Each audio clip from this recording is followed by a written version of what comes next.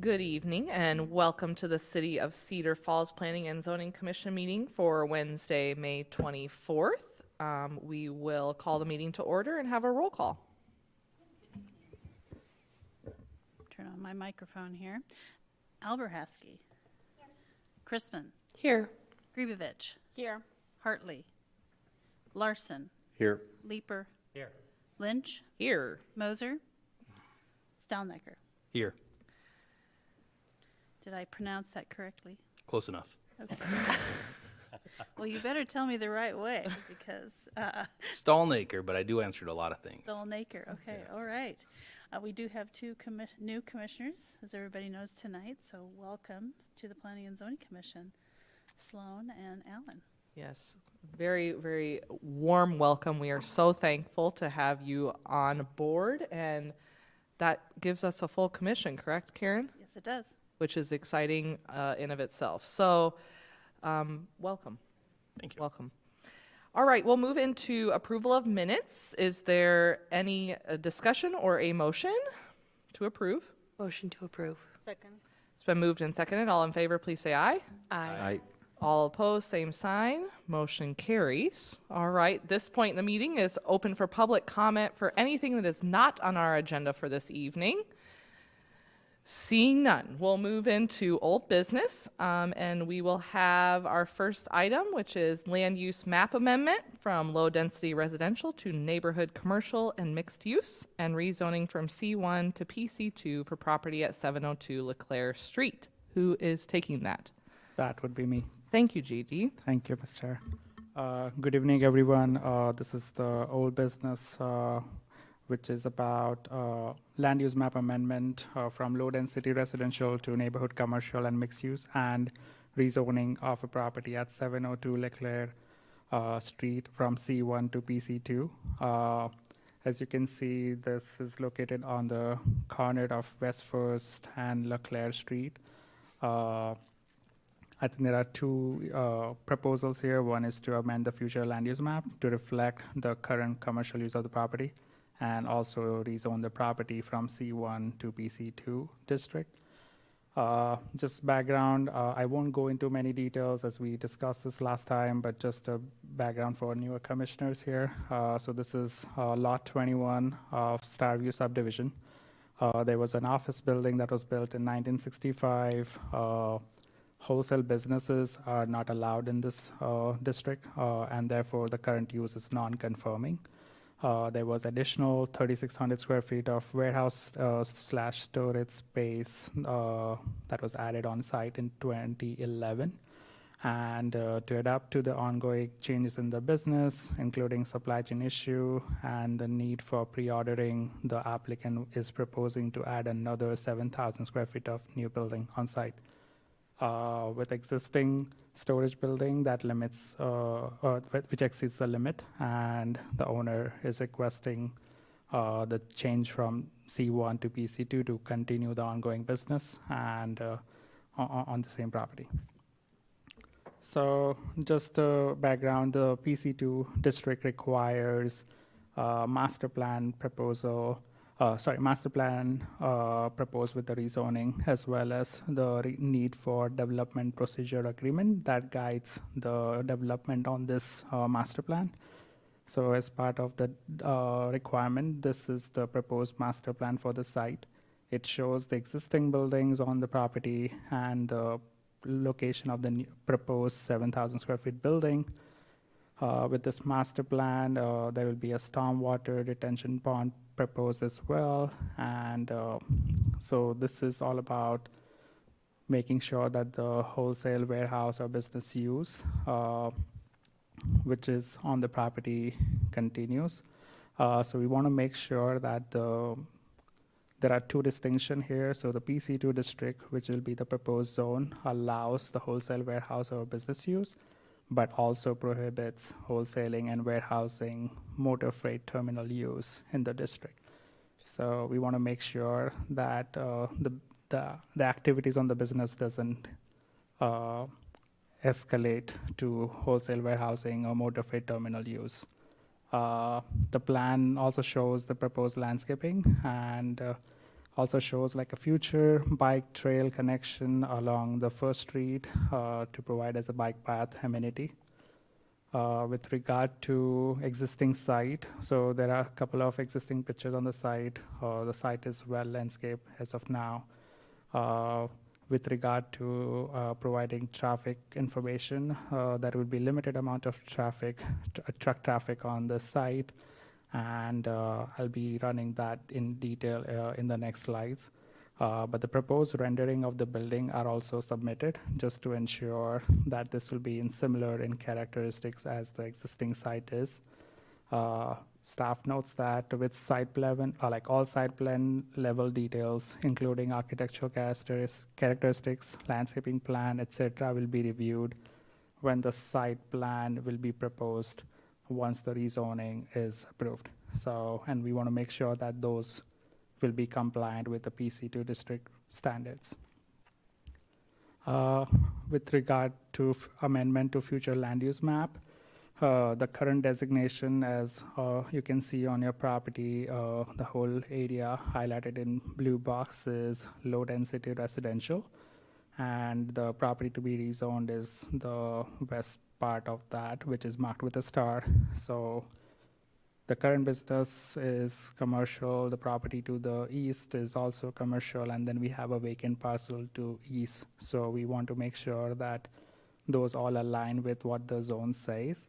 So, which is why we are recommending to change this to neighborhood commercial and mixed use, which would align well with what the current use is, and to make sure that keeping in mind the adjacent uses as well.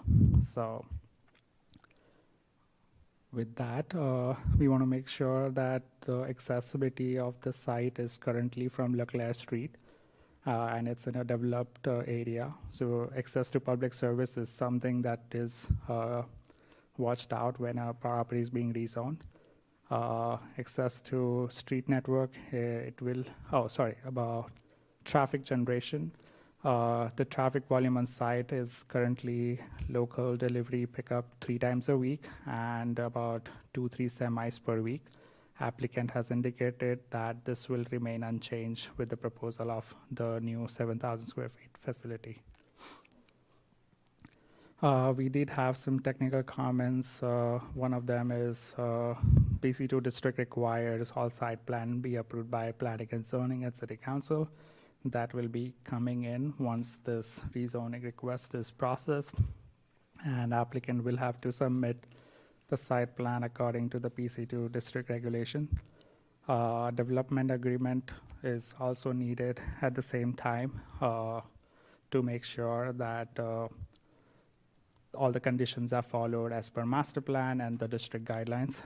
Staff recommends adding four of the conditions in the development agreement. One would be to restrict the allowed use to only those uses allowed in the C1 district, and additionally allow one wholesale business use with associated warehouse space, with a limitation of warehouse space not to exceed 11,000 square feet in total. If the undeveloped area to the south is ever developed, then we would need the applicant would need to construct a sidewalk along Leclerc Street frontage and connect it to the First Street Trail. There will be no access drive granted off West First Street. And to ensure the intensity and scale of the warehouse business use with associated warehouse space may not increase to a level that the use becomes a prohibited use, which is the wholesaling and warehousing motor freight terminal. So those are some of the conditions that the staff is proposing to be added in the development agreement for this proposed rezoning case. With that, staff recommends approval of the land use map amendment amending the area to neighborhood commercial and mixed use as noted in the staff report, and also approval of a request to rezone the property from C1 to PC2. Subject to the submitted master plan and a development agreement, developmental procedural agreement includes the noted conditions as stated above, and any directions from Planning and Zoning Commission. So Thank you. I'm happy to answer any questions you have, and we have applicant and the owner here as well. So thank you. Thank you, JD. Is there any questions, as JD indicated, for staff? Seeing none, we'll go ahead and open it up for public comment. If the applicant would like to come and speak to this item, that would be great. Otherwise, the other public comment.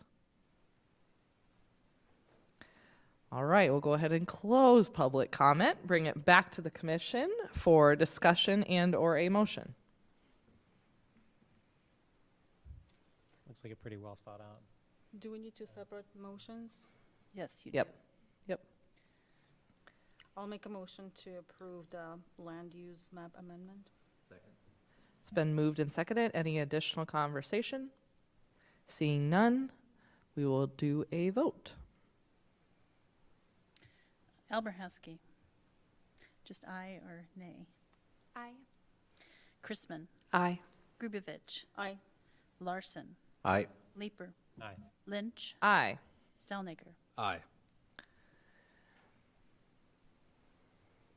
All right, we'll go to the second item within that. Would anybody like to have any additional comment and or a motion? Oksana, you were on a roll. I'll make a motion to approve the request to rezone the property subject to the staff recommendation. Second. It's been moved and seconded. Any additional conversation? Seeing none, we will do a vote. Stelnaker. Aye. Lynch. Aye. Leeper. Aye. Larson. Aye. Grubevich. Aye. Chrisman. Aye. Alberhaski. Aye. Switcheroo. Throw me for a loop. Sorry about that. I was trying to make not the new members be the have it in alphabetical How'd order. that work out so. for you? It worked out well for you, Karen. Excellent. Kind of exciting hearing that many ayes. It was. Great. Okay, we'll move into the second piece of old business, a zoning code text amendment for vinyl siding allowance in the CDDT. Karen, I'm assuming you are doing this one? Yeah, I'll take this one. Great. All right, we talked about this the last time, and I hope the new members have kind of gotten up to speed with the staff report.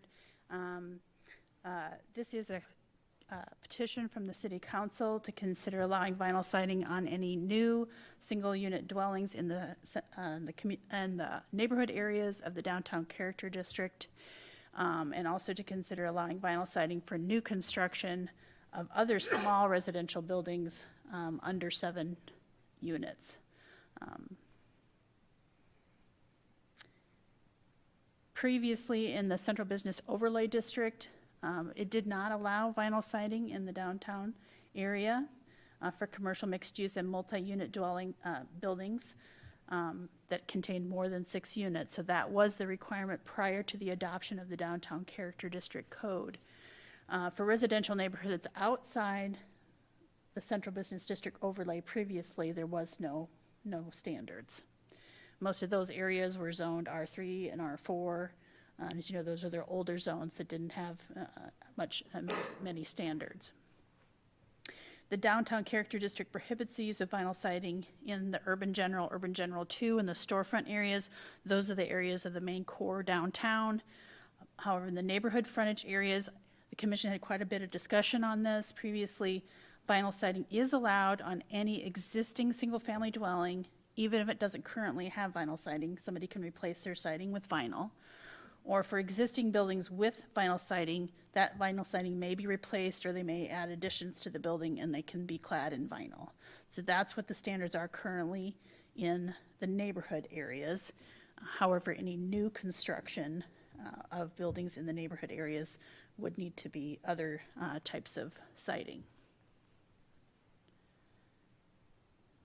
To give an idea where those neighborhood districts are, you can see the Downtown Character District regulating plan up on the screen here. The blue areas are the neighborhood areas. The red, orange, and yellow areas are the downtown core areas. So this change is being proposed just for the neighborhood areas. So the prohibition on vinyl would remain in the downtown core. That is not what the City Council had referred to the commission about. So I did include your 2021 decision matrix. This is we had a document that the commission used when there were proposals for changes to the code before it went to the council for consideration, before it was adopted, and there was quite a bit of discussion. So I just want to note and hope that you took a look at that, about the pros and cons and what you considered previously with this issue. So once again, the city council petition is for the commission to consider had two different motions that they made. One, to consider allowing vinyl siding on any new single unit dwelling, and or to also consider allowing vinyl siding for new construction of other small residential buildings with 6 or fewer dwelling units. Those would be duplexes, townhomes, the cottage courts, small apartment buildings. So the Planning and Zoning Commission at the hearing tonight, you have a number of different options, and of course you're always welcome to propose any options that you also have thought about that we don't have up on the screen here. But you could recommend no change to the current ordinance, or you could recommend an amendment to allow vinyl siding on single unit dwellings in the neighborhood frontages. Number 3, you could consider amending to allow vinyl siding on residential buildings with fewer than 7 units, or any other combination as you might consider, such as, maybe you want to consider single family and duplex, or, so, the options are open to you. I just thought we'd list these and you could have a discussion then about how you wanted to proceed with this petition from the city council. With that, I turn it back over to the commission. Thank you, Karen. Is there any first sight questions before we go into public comment? Just want to say thank you for sharing that video link. Thank you. All right, we'll open it up for public comment. Anybody that would like to comment on this, go ahead and come up and have your name and address for the record. Tough crowd. Seeing none, we'll go ahead and close public comment, bring it back to the commission for discussion and recommendation. I think it's the discussion. I think it's interesting that in the initial conversation that it was opted for new builds to be the one that require the old materials, but the old structures could use the newer materials. And, driving around the downtown character district, you certainly can tell there's definitely a different look between the buildings that are old and have newer siding on them than the homes that are old and have their original like siding. And I think that those homes just look so much more, they fit so much better into the character of the neighborhood. So, on reflecting on this, on the one hand, I understand why their request, and that, there may be circumstances in which having vinyl siding would be really helpful to perhaps a single family that was budgeting and, trying to keep their costs down if you're building a new home. But on the other hand, I think there shouldn't be any vinyl siding in this neighborhood. I mean, it's a historic neighborhood. The majority of the homes are historic, and to me it makes the most sense that they would maintain that look. So at this point, I would recommend that there be no change to the current ordinance, because I want to maintain the character of that neighborhood specifically. Well, on the note of character of the existing neighborhood, I think if somebody wanted to follow that to a T, they would have to clandestinely use asbestos siding on a Victorian-inspired house, which is never going to happen. And while those are good points, I think the burning issue at the moment nationally and especially locally is housing affordability. And if we're talking about adding an imposition to an area, to a very small group of potential houses or residential areas that could get rebuilt, imposing a 5% tariff or luxury tax on something that's going to be aesthetically obsolete well before it's functionally obsolete anyway, I think is irresponsible. And I guess I would, I move to approve the petition as recommended. So Kyle, can you be specific about, because the council made two different motions.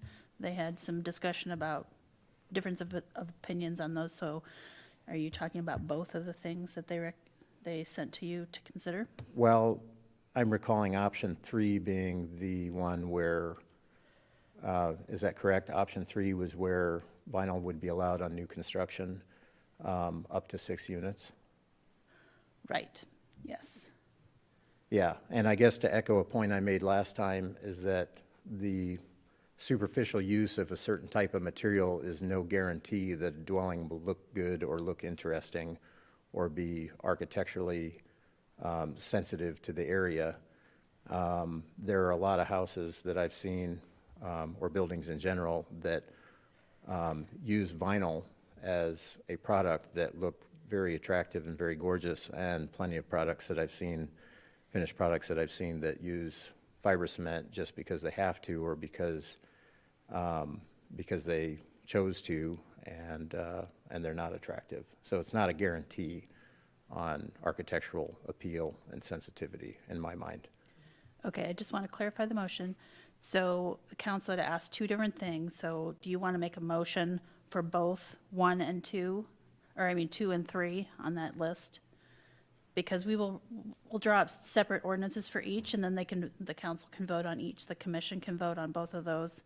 And the Sorry, I misunderstood. I thought 3 was the combination of 2 and 3. So my motion is for 2 and 3. Okay. All right, do we have a second on that? You can have other discussion after the motion and second. Second.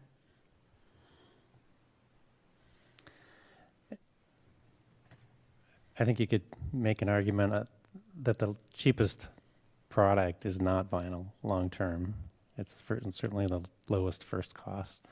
But what we know is that it gets damaged, and if you see wind, hail, all these things, it doesn't hold up very well. And there's different variations of it. There's cheap vinyl and there's good vinyl.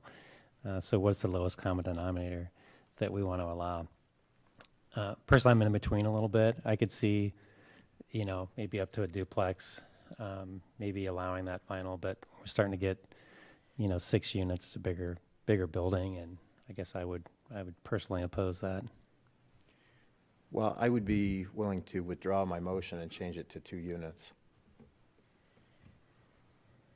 I think that makes sense. Just considering the scale of a hypothetical project, and we're, again, not talking about many. Yeah. We're talking about a few. And to add further context, I think there is definitely long-term durability to consider with a fiber cement siding product as opposed to vinyl.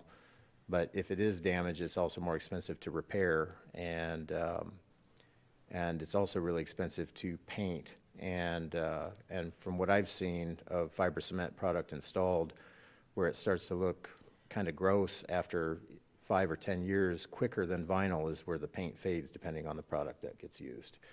And that's a pretty major financial imposition. You could replace an entire building of vinyl siding for the cost of repainting fiber cement. And if we were talking about a 50-year proposition, then yeah, I think it makes sense, but we're talking about aesthetic obsolescence well before the functional obsolescence regardless.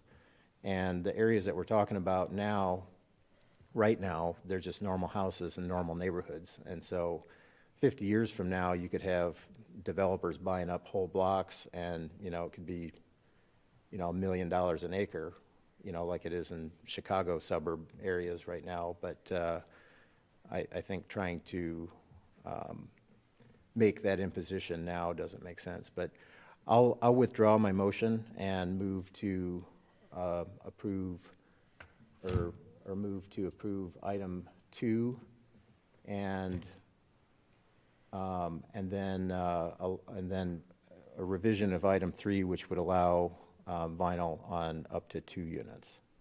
Okay, we have a second for that. Second.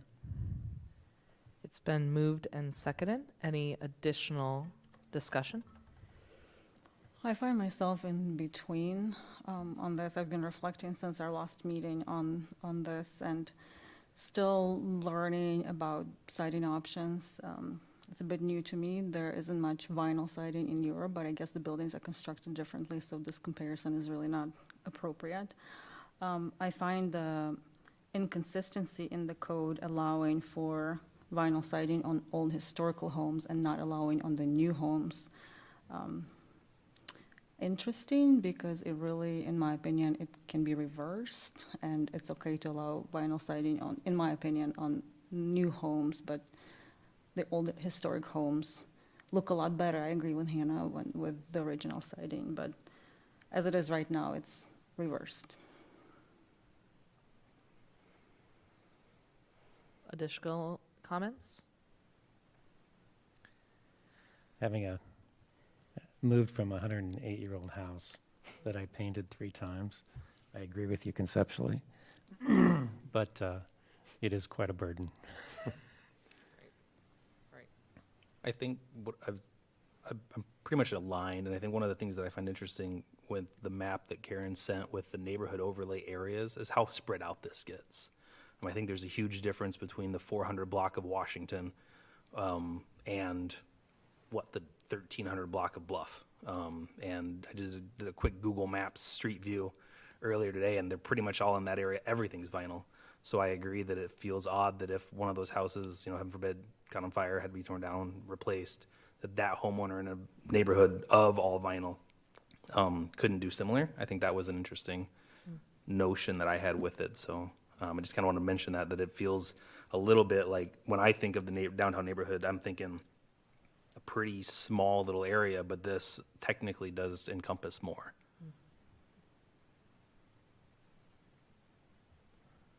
And we can always reconsider if there starts to become more traction and quick with development. If it starts to approach a condition where entire blocks are getting bought up by developers and it's the hot spot expands beyond what is right now the downtown core, I think we could reconsider some of those things, possibly even further architectural guidelines as time goes on.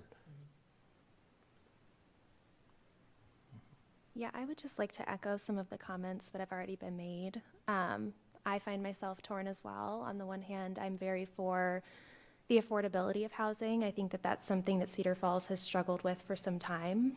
And so I do think that offering more affordable siding options is a positive, but I do find myself a little torn, especially considering one point that was noted in previous meetings, just with the environmental impact when vinyl siding does burn. So even though that upfront cost is considerably lower than other siding options, I do think it is something to consider, that the environmental impact of that, not only with maintenance over time, but if we do have a fire, the environmental impact, depending on the size of the building as well and how much material we're talking about. Keep going. You're good. How much material we're talking about, that could be quite an environmental impact. But I do think that us moving down to a 2-dwelling unit really minimizes that impact as opposed to a 6 or less. So I do think that that is an improvement. Mm-hmm. Any additional discussion? Okay, it's been moved and seconded. We'll go ahead and take a vote. Okay, I'm going to take these as 2 separate items. So the first item is to allow vinyl siding on new single-family dwellings. So with that vote, I'd like to take Alberhaski, Aye. Chrisman, Nay. Gribovich, Aye. Larson, Aye. Leeper, Aye. Lynch, Aye. Stelnaker. Aye. Okay, that motion carries. And then on the second motion, which is to allow vinyl siding on duplexes as well as single family, I'll take another vote. Alberhaski, Aye. Chrisman, Nay. Gribovich, Nay. Larson, Aye. Leeper, Aye. Lynch, Aye. Stalnaker. Aye. Okay, that motion also carries. Okay, All right, we'll move that on to city council.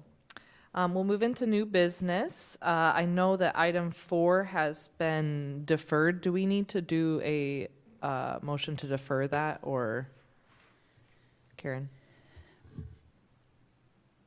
I don't know if that one's coming back right away. Okay. So I think we'll just Withdraw. withdraw it. Okay, And excellent. then we'll bring it back when they're ready to go. Okay, we will move into item number 5, our first piece of new business, which is a zoning code text amendment, parking a minimum building height for institutional uses in the downtown character district.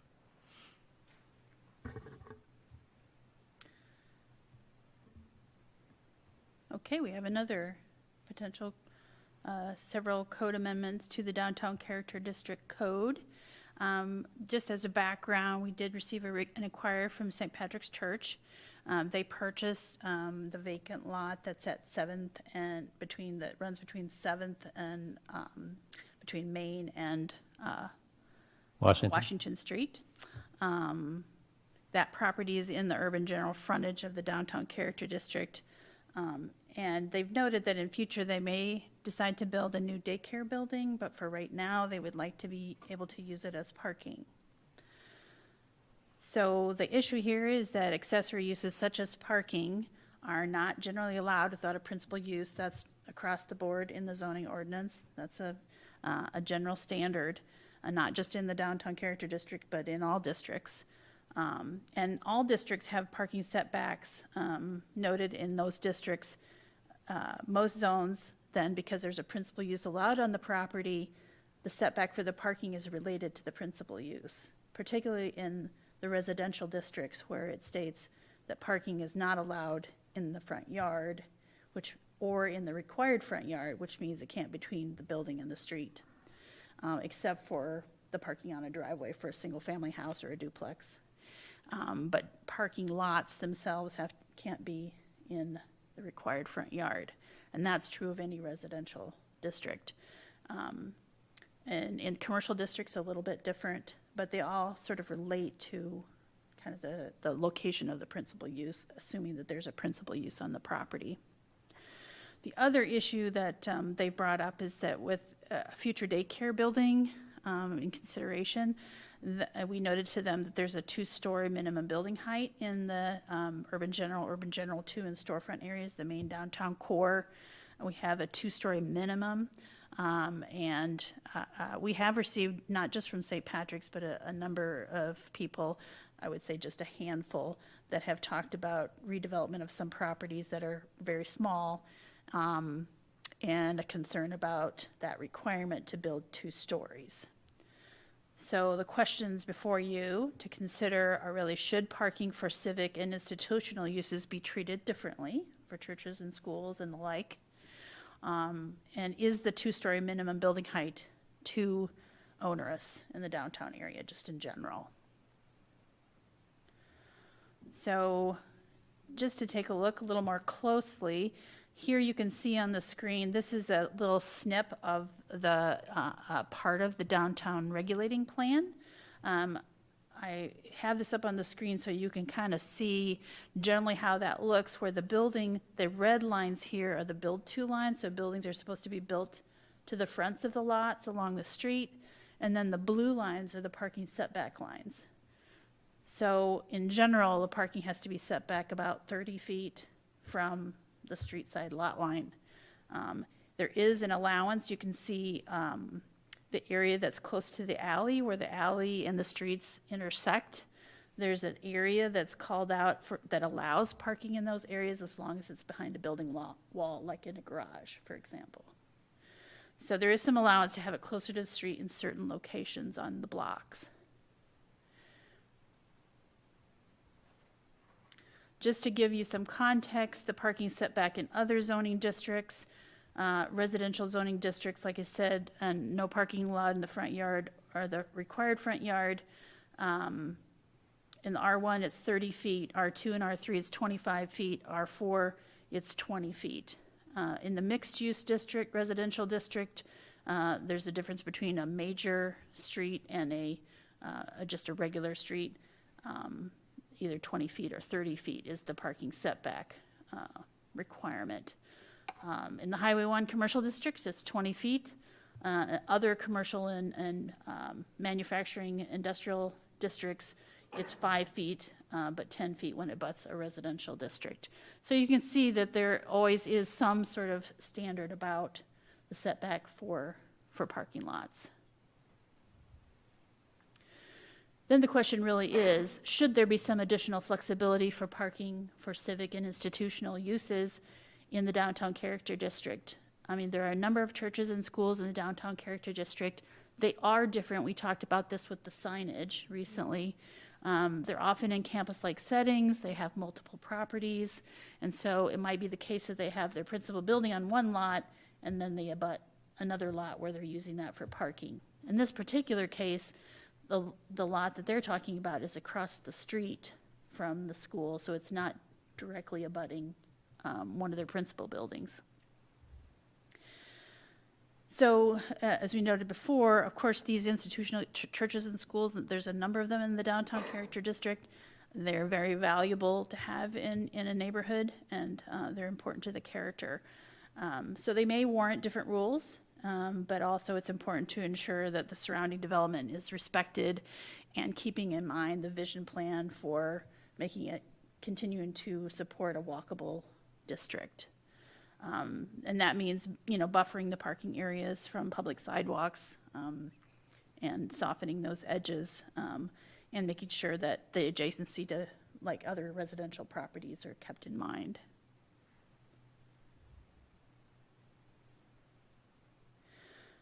Then moving on to the other item, which is the minimum two-story height standard. Is it really necessary, or does it prevent development from occurring? The pros of that is the intent is to ensure the minimum building scale along downtown streets. Generally our, main streets about 2 to 3 stories tall. It really encourages higher utilization of the valuable downtown properties. Building up, encouraging building up instead of out helps preserve the land for active uses and for parking. So that was the reason why there's a minimum height of 2 stories. That being said, Cedar Falls has a fairly small downtown, and there are numerous small properties. Its redevelopment is challenging on some of these really small sites where there's very limited space for parking in the building itself, and the upper stories do still require additional parking. And the parking requirements are still quite substantial in the downtown area. We've talked about that a number of times, and the community feels like there needs to be parking required for residential and upper story office space. And so that does encumber that site. So some properties may have difficulty developing if you have to build 2 stories. So with some discussion of solutions, staff, has looked at this question and really feels like maybe we're not quite ready for a 2-story minimum in the downtown area. Maybe it is worthwhile to open up that flexibility to allow 1-story buildings. While we think it's a good idea to maximize the use of that really valuable downtown real estate, and of course, once a building is built, it's hard to, add on additional stories. But that being said, we just feel like maybe this is a good move to eliminate the minimum building height requirement. With regard to the parking issue, also to allow more flexibility for civic and institutional uses, staff suggests creating a special rule that would allow parking forward of the parking setback line with certain conditions. So we kind of looked at some of those, what was required in other areas of the city for parking lot setbacks and parking lot screening standards. So these are the rules that we, in first blush, came up with, and of course are open to any suggestion by the commission. But these are the conditions that we came up with. Parking area directly abuts or is across the street or the alley from the civic or institutional use that it serves. so that it's still in that campus-like setting. It's not some property, way down the street, for example. That there's a minimum 10-foot setback from any street side lot line. That amount of space will allow some decent amount of buffer and landscaping between the parking lot and the public sidewalk to keep that walkability and the pedestrian-oriented feel. We feel like the landscaping standards that are currently in the parking section of the code that apply to all districts would be appropriate as landscaping standards for parking lots. It requires screening and trees abutting the parking lot. And then if the lot shares a common lot line with a neighborhood small or medium frontage lot, those are those more neighborhood residential areas, or a lot in the R1 or R2 district, which are residential neighborhoods, the parking lot, here it is. It must be set back at least 5 feet from that property line and then screened according to the standards that are in the code. And then if and when a principal building is constructed on a site for an institutional use, that the building would have to be placed according to the rules for the downtown character district. In other words, we wouldn't want the building to be placed behind the parking. It would need to be placed, up front, in front of that parking. So parking generally then located where their original intent was to have the buildings up against the street and the parking behind. So with that, we just turn it back over to the commission for a discussion. Please provide any direction that you have for staff, and then consider setting a date of public hearing. Thank you, Karen. Okay, so as Karen kind of mentioned, we will open it up for discussion. This is an introduction, very thorough. We appreciate that. And I will need a motion at some point to set a date for the public hearing. Well, let's get that done. I'll move to schedule the hearing. Excellent. Our plan is to have it at the June 14th meeting, yes? Okay, it's been motioned. Is there a second? Second. It's been motioned and seconded. Discussion. I really struggle with this new code that we have, and we're trying to drive density, take advantage of the limited properties that exist downtown to create an environment that is different and complementary to what we all love about it. And early in this process, we're changing the rules already and making exceptions. So I think it's a bad precedent, personally. I like that we're getting some of these tests brought to us, points of challenge with the new code, and have an opportunity to consider. I kind of agree that that going back to our exhaustive process of coming up with the zoning code is kind of important to stick to our guns. Where that has been watered down a little bit is the parking thing that this body decided was not an issue, and the rest of the community decided is. And so I feel like the parking matter, however you feel about it, kind of drives the building height situation a little bit. So if the collective power that be wants parking downtown, and we basically want to see, mall and Viking Road style sprawl downtown instead of density, or at least have that freedom and flexibility, I feel like maybe we do need to back down the two-story requirement and reconsider that maybe at a future date, just to encourage people to dip their toes into the water, so to speak. I'm kind of torn because I feel that way just by default because of the parking thing on the two-story thing. So I think we should consider putting a pause on that. But on the different set of standards to institutional and civic use, that's really difficult for me, because the double standards that exist from top to bottom everywhere you could possibly look where the public sector gets to have a hall pass and do whatever they want to, and then the private sector has a stringent set of rules to follow. I struggle with that at a personal level, I guess. And so if a private sector development is able to find motivations to work through those rules and challenges, there's no reason that a civic or institutional use couldn't play by the same rules, I guess. I think talking about, again, character, it's like, yeah, the whole vibe of downtown is supposed to be dense. And if we're already saying, okay, well, we can do one story, like, you know, sure, you can have a parking lot, like, we're not holding that consistent. And, you know, I know that there are people who have come forward and have expressed the desire for parking, but I don't think that number is huge. I mean, there's nobody here right now, and we're talking about parking. Like, if there are, you know, people who are that passionate about parking, I'd love to hear from them. I'd love to hear from the people who are passionate about walking. I know a lot of people that live in that neighborhood love it because they can walk.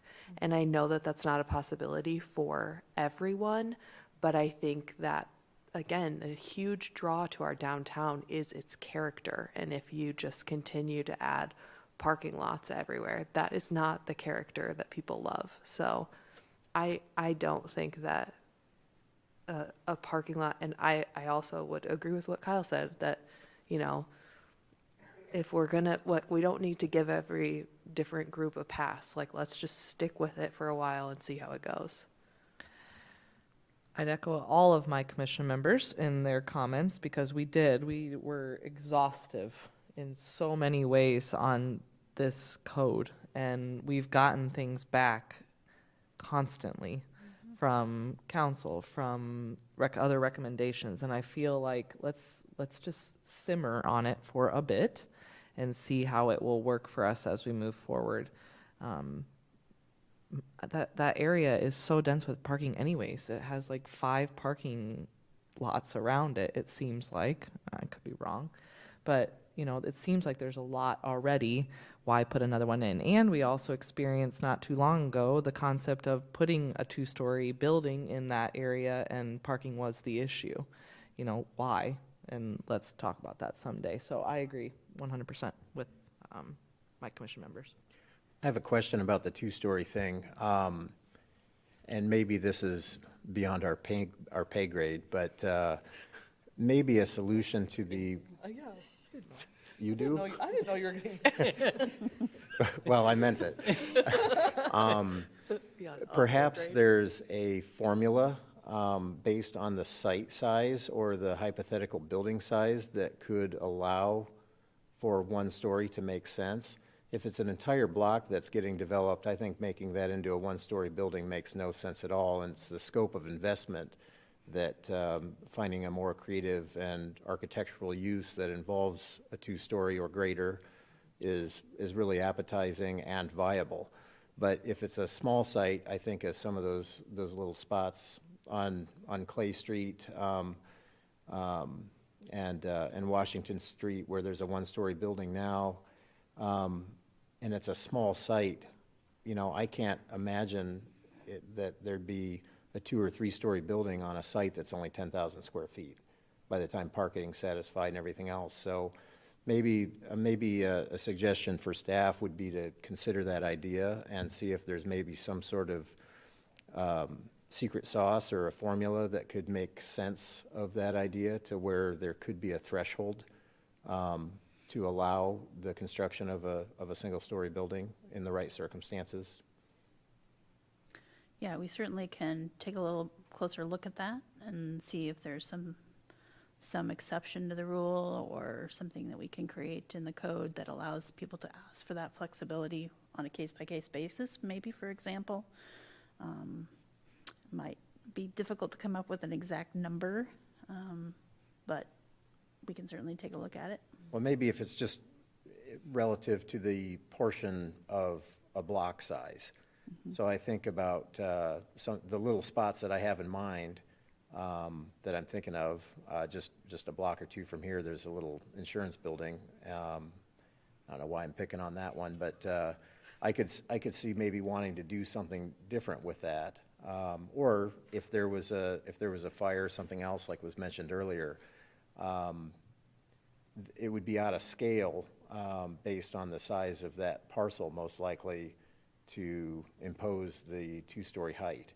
So I think there's got to be some sort of a threshold to where it makes sense, and maybe the lens to look at that through would be how much of a portion of a block it would be. So if it's a quarter of a whole block, maybe that does make sense to consider that height as an imposed requirement. But if it's just a tiny little piece, something that would otherwise occupy a similar amount of space to a single-family house a couple blocks away, maybe it would prohibit potential growth or opportunity. And I think requiring purchase of multiple pieces of real estate and assembling in order to justify the scale required to do the two-level thing, I don't think that's really fair to encourage development. So I'd like to see that, I guess. Just The a rest of the gut. commission agree with that, or like us to I think bring it's a good something? suggestion. I do too. There's some that are going to make sense and not. That's why I was going to lead to, on this site, if there were underground parking, does a two-story building work there? Does your gut say? I think there's enough parking. I mean, this site is kind of shallow, but it is long and deep, so I think there's possibility for a two-story building. Yeah, I would agree. But I think to Kyle's point, some sites aren't going to work. I don't know that it's fair to say that this is one of them. It seems like a pretty decent-sized site to where it would be kind of a wasted opportunity not to do something to that scale and more interesting with the ultimate vision of what that area will be like decades down the road. Any additional comment? All right. We'll bring it back next time and have a additional conversation on this and discussion. That is it for a new business tonight. Sorry. Yes, we did. Wait, Motion before- second, vote. Sorry. I just want to make a comment here. So if we're going to do something more complicated with a code amendment, we need to have a little time for staff to think about the two-story height minimum. So I would not have you set a public hearing date for the next meeting, because Okay. I can tell you that we won't have something crafted by then. I'll withdraw my motion then. We'd probably want to bring something back to you as an idea, Okay. and have the commission kind of toss that around, and then we'll go forward and do a more formal. But the suggestion for the parking, I think, is something more imminent, at least for St. Pat's. So maybe you would want to have a discussion about that, or Split. So split it. that would be my recommendation. Okay. So I need a motion to speak to the piece on parking for a public hearing on June 14th. And then the second side of this minimum building height would be discussed at a different date. I'll revise my motion to be for just the parking. Great. Is there a discussed second? at the hearing. Second. It's been motioned and seconded. All in favor, please say aye. Aye. Hi. All opposed, same sign. Aye. Okay. Thank you, Brad. Motion carries. We will have those pieces put together for the June 14th meeting. Okay. We are now out of new business, and any commission updates, Karen? I do not have anything for you this evening. Thank you. Is there a motion to adjourn? So moved. Second. It's been motioned and seconded. All in favor, please say aye. Aye. All opposed, same sign. Have a great evening, everybody. Thank you.